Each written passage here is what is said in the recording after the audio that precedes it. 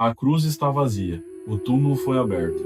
As bandagens funerárias jazem dobradas sobre a pedra fria, como um uniforme abandonado por um soldado que não precisa mais dele. Mas a verdadeira vitória cósmica de Cristo não terminou na ressurreição, ela apenas começou a se revelar diante dos olhos de uma humanidade que mal conseguia compreender o tamanho do que estava presenciando.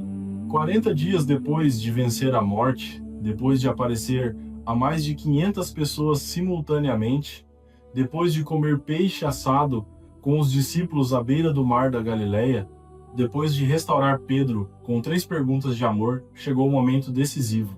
No alto do Monte das Oliveiras, aquele mesmo monte onde ele havia suado sangue na noite da traição, diante dos olhos atônitos dos seus apóstolos, Jesus levantou as mãos marcadas pelos cravos em bênção solene. E então, naquele instante absolutamente irrepetível na história do universo, as leis da física simplesmente deixaram de existir. A gravidade, essa força implacável que prende cada átomo da criação ao solo, perdeu completamente o seu domínio sobre o Filho do Homem. Os discípulos ficaram maravilhados, alguns chorando em silêncio, outros sem fôlego, com os joelhos fraquejando, achando que era apenas uma despedida emocionante e bonita. Mas eles não faziam ideia. Não faziam a menor ideia do que estava acontecendo nos bastidores invisíveis da realidade. Você sabe o que realmente aconteceu no mundo espiritual no exato milissegundo em que Jesus atravessou as nuvens e desapareceu na visão humana? Prepare-se, porque hoje você vai descobrir 5 fatos gloriosos, imediatos e transformadores que sacudiram o céu e a terra em apenas 1 minuto após a subida de Jesus. E o que acontece naquele minuto continua moldando a sua vida até hoje. Imagine a cena. Enquanto os olhos humanos viam apenas uma nuvem cobrindo a silhueta do Mestre, no mundo espiritual uma procissão épica estava acontecendo. O Salmo 24, escrito 1000 anos antes por Davi, sob inspiração profética direta, cumpriu-se naquele exato instante com uma precisão arrepiante que desafia a compreensão. Davi havia escrito palavras que pareciam enigmáticas durante séculos. Levantai, ó portas, as vossas cabeças, levantai-vos, ó entradas eternas, e entrará o Rei da Glória. Quem é este Rei da Glória? O Senhor forte e poderoso, o Senhor poderoso na guerra. Por 1000 anos essa profecia ficou esperando. Por 1000 anos os anjos aguardaram o momento de gritar essas palavras. E naquele instante, eles clamaram em uníssono numa explosão de adoração que fez as constelações vibrarem.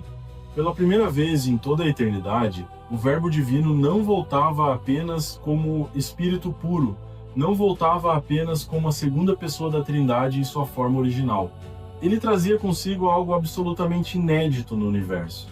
Algo que nem os próprios anjos jamais tinham visto: um corpo humano glorificado, real, tangível, com as cicatrizes da cruz brilhando como medalhas de guerra, como troféus eternos da maior batalha já travada, as mãos furadas, o lado trespassado, os pés perfurados, tudo brilhando com a glória do Pai. O Rei da Glória chegou em casa, e pela primeira vez na história do cosmos, a humanidade conquistou oficialmente os céus. Um pedaço de nós, da nossa carne, da nossa natureza humana, agora habitava para sempre no trono mais alto do universo. Isso é revolucionário. Então veio o segundo momento impressionante. Sentar-se no trono celestial, à direita de Deus Pai, não significa descanso por cansaço físico, afinal Deus não se cansa. Significa algo infinitamente mais profundo e poderoso. Significa que a obra de redenção está definitivamente, eternamente e irrevogavelmente concluída. Tudo consumado, nada a acrescentar, nada a corrigir. Na cultura do Antigo Oriente, um rei só se sentava quando sua missão estava completa, quando seus inimigos estavam vencidos, quando não havia mais nada a fazer a não ser governar.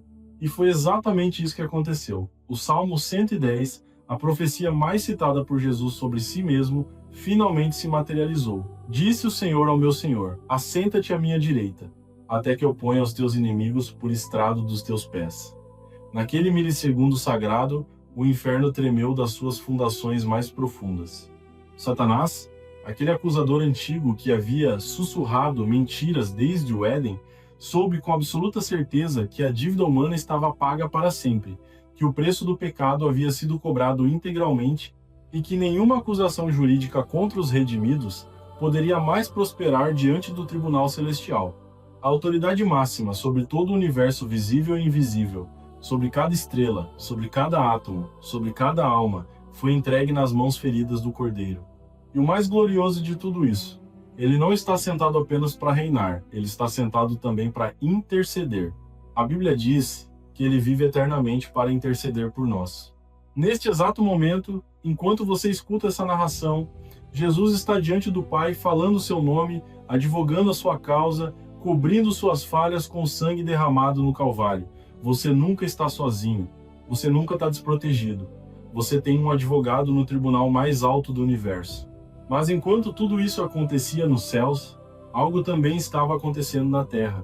Enquanto os apóstolos permaneciam paralisados no Monte das Oliveiras, com os olhos fixos no céu vazio, com a boca entreaberta, sem conseguir pronunciar uma palavra sequer, 2 anjos vestidos de branco resplandecente apareceram repentinamente ao lado deles. A aparição foi tão súbita que deve ter sido assustadora, e a mensagem que eles trouxeram foi direta, curta e absolutamente transformadora. Homens galileus, por que estáis olhando para o céu? Este Jesus que dentre vós foi recebido em cima no céu, há de vir assim como para o céu o vistes ir. Traduzindo para a linguagem prática do nosso tempo. A era de apenas observar acabou. A era de agir começou agora. Parem de olhar para cima, discípulos. Comecem a olhar para os lados, para os perdidos, para as nações, para o mundo que precisa da mensagem que vocês carregam. Eles anunciaram com autoridade divina que este mesmo Jesus, não outro, não um substituto, não uma ideia espiritualizada, voltaria exatamente da mesma forma visível, corporal e gloriosa como subiu. A missão estava dada. O relógio estava rodando. A igreja havia nascido oficialmente naquele instante, embora ainda fosse se manifestar em poder 10 dias depois. E essa mesma mensagem continua ecoando para nós hoje. Pare de ficar paralisado olhando para o céu, esperando um sinal, esperando uma sensação, esperando o momento perfeito. O momento é agora. A missão continua sendo a mesma. O quarto fato é talvez o mais tecnicamente impressionante de todos. A subida de Jesus não foi opcional, não foi apenas um detalhe simbólico, não foi apenas uma saída dramática. Era um requisito técnico, jurídico e espiritual absolutamente indispensável para a salvação completa da humanidade. O próprio Cristo havia avisado seus discípulos na noite da última ceia, em João capítulo 16. Convém-vos que eu vá, porque se eu não for, o Consolador não virá a vós. Mas se eu for, enviar-vos-ei. Pense nisso. Jesus literalmente precisou ir embora fisicamente para que algo ainda maior pudesse acontecer. Enquanto ele estava na Terra em corpo limitado pelo tempo e pelo espaço, ele só podia estar em um lugar de cada vez. Mas com o envio do Espírito Santo, Deus passaria a habitar dentro de cada crente individualmente, em todos os lugares, ao mesmo tempo, para sempre. No minuto exato em que ele cruzou os portais celestiais e apresentou o seu sangue no santuário eterno, o relógio divino ativou automaticamente a contagem regressiva para o derramamento do Espírito Santo em Pentecostes. 10 dias que mudariam a história da humanidade para sempre.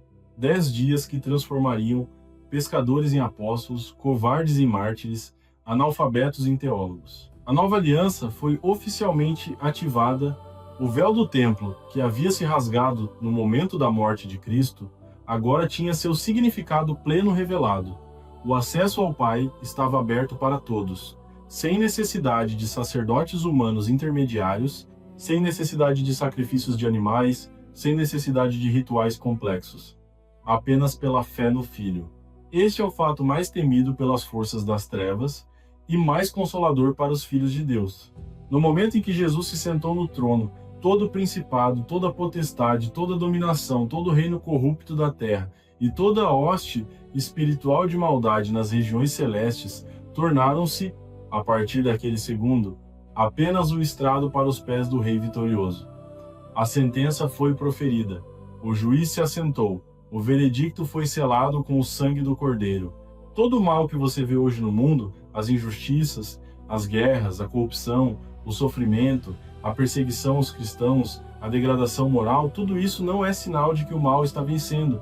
É exatamente o contrário. É o último rugido de uma besta já ferida mortalmente, é o último espasmo de um inimigo já derrotado, é a agonia final de um reino condenado.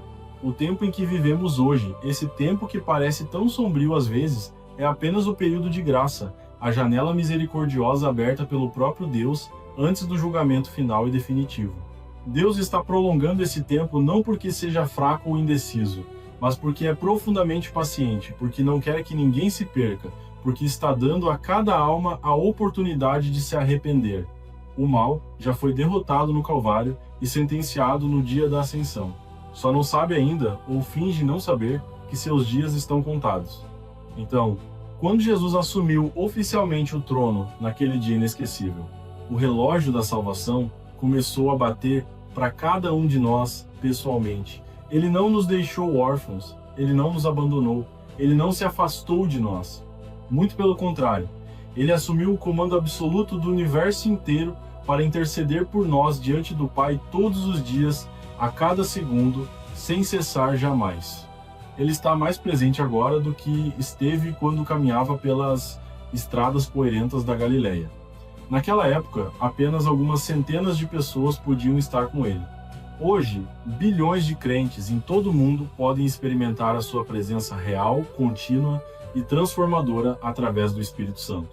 Que nós, portanto, não fiquemos apenas olhando para as nuvens, paralisados pelo medo, pela dúvida, pela inércia religiosa ou pela comodidade espiritual. Que nós possamos viver com a ousadia profética, com a coragem apostólica e com o poder sobrenatural do Espírito Santo que foi prometido e derramado, transformando o mundo à nossa volta, impactando famílias, cidades e nações, enquanto aguardamos com os pés firmes, os olhos brilhando e o coração em chamas, o retorno glorioso e inegável do nosso Rei dos Reis e Senhor dos Senhores, porque ele voltará exatamente como subiu, e aquele dia está mais próximo do que jamais esteve.